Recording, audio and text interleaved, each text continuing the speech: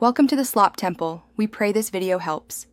In this video, I will explain how to replace the radiator in a Volvo S60.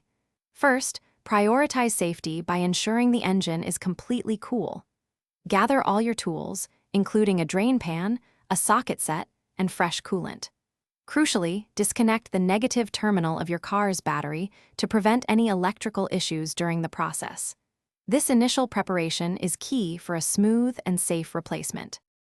Next, we will drain the old coolant. Place a large drain pan directly under the radiator to catch all the fluid. You can either open the drain cock, usually located at the bottom, or carefully remove the lower radiator hose.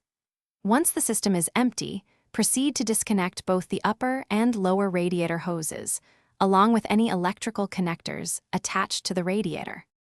Now it is time for removal and installation. Begin by unbolting the radiator's mounting brackets, typically 2 or 3 on each side. Carefully lift the old radiator out of its bay.